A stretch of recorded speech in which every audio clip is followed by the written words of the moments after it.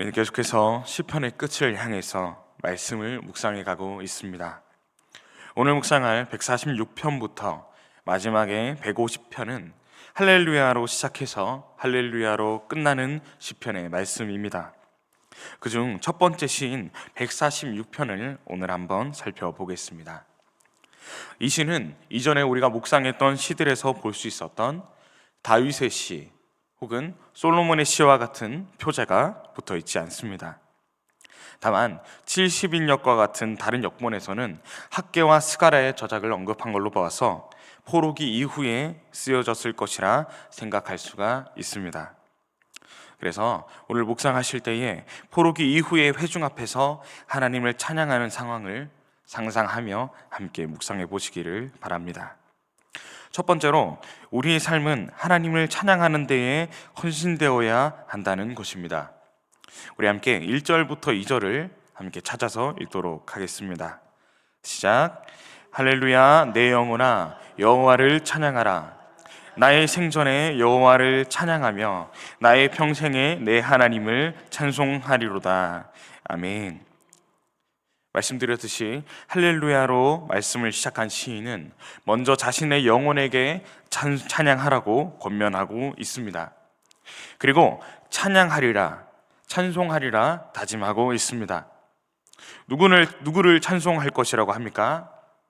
바로 내 하나님, 나를 지으시고 나와 함께 하시며 내가 경험한 내 하나님을 찬송하리라 말하고 있습니다.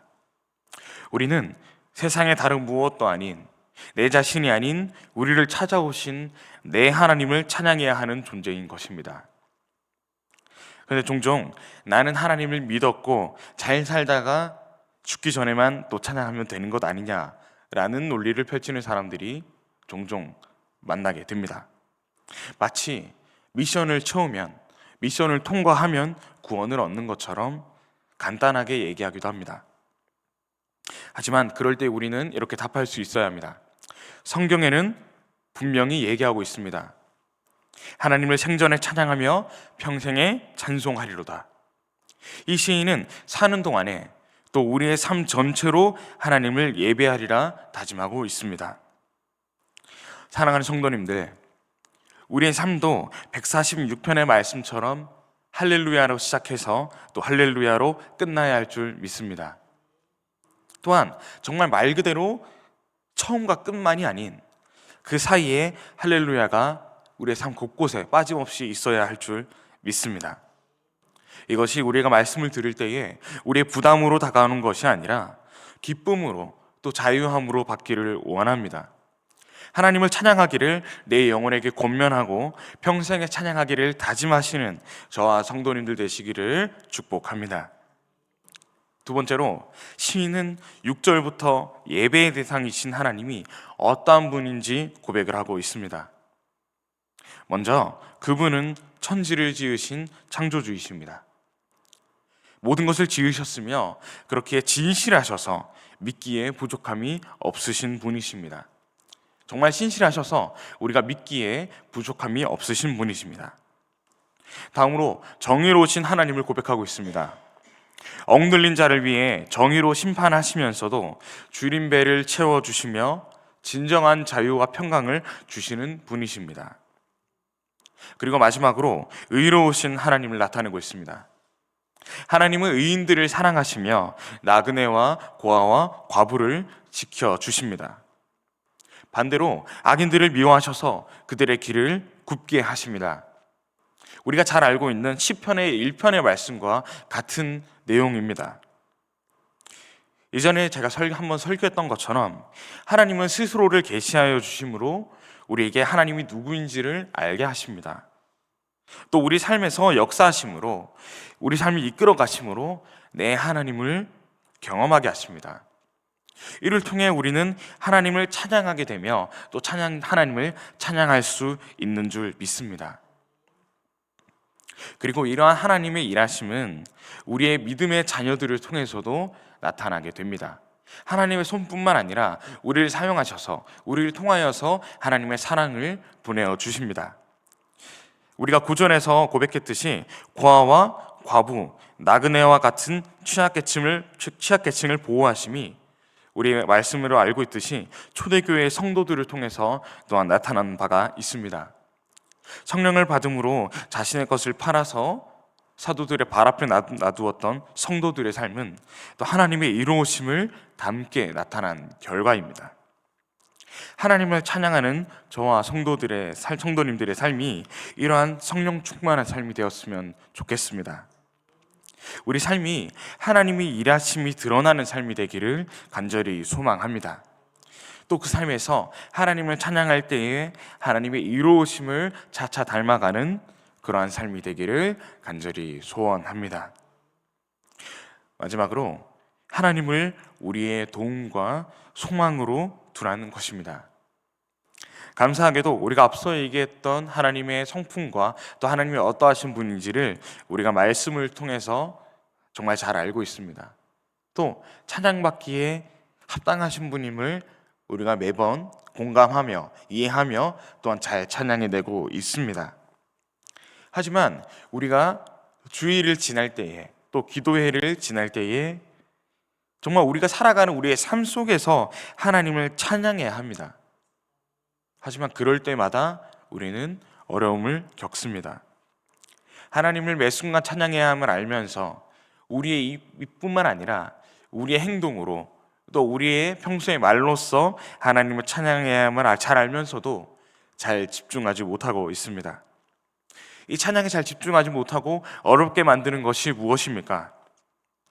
우리의 삶에 어려움과 고난이 찾아올 때에, 그리고 나아가서 그 어려움, 그 고난을 해결해 주는 것이 당장의 하나님보다도 세상 물질과 세상 사람들이라고 느껴질 때입니다.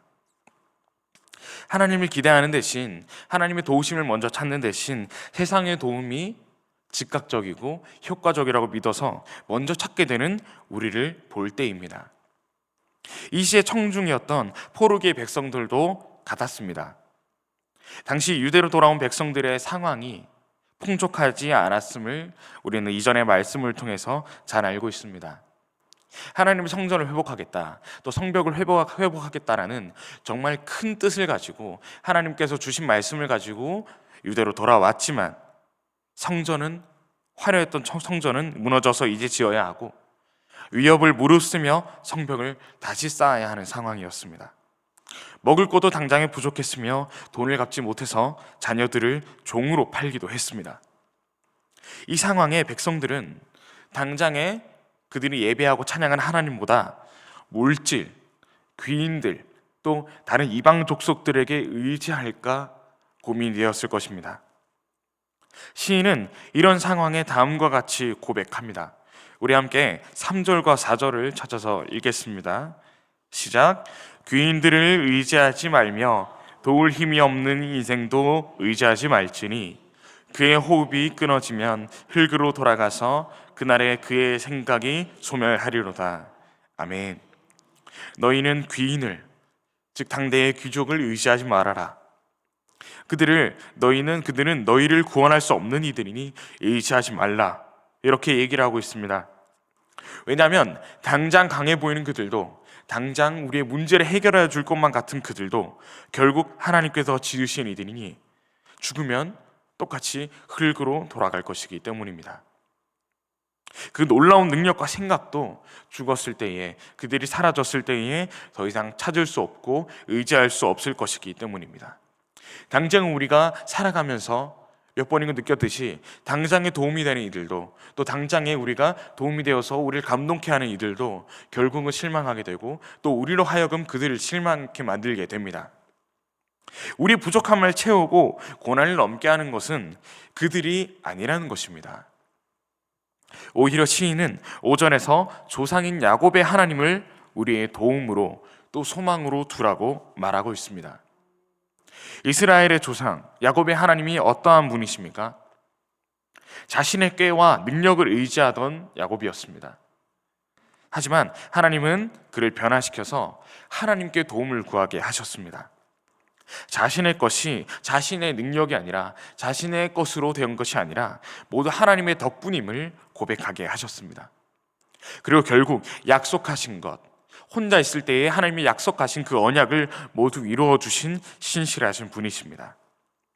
시인은 이러한 하나님을 우리의 도움과 소망으로 둘 때에 복이 있을 것이라 말합니다.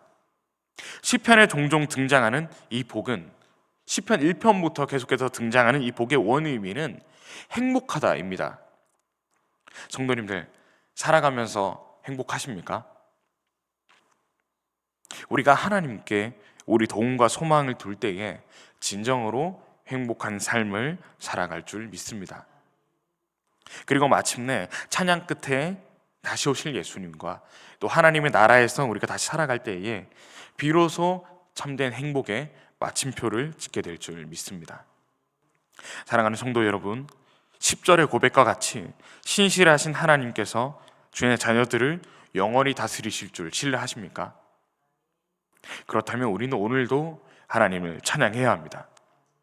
오늘 기도하실 때에 각각의 소중한 기도 제목이 있으실 줄로 압니다. 그 기도 제목이 드려지기 전에 진정으로 바라는 것이 무엇인지 한번 점검해 보십시오.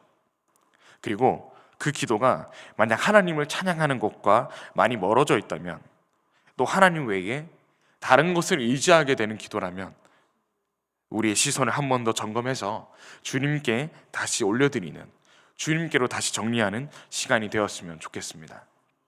우리의 마음을 주님이 계신 곳에 다시 한 번 더 밀어 가져다 두는 그러한 귀한 기도의 시간이 되었으면 좋겠습니다. 분명 주님이 들으시는 기도의 시간이 될 것입니다.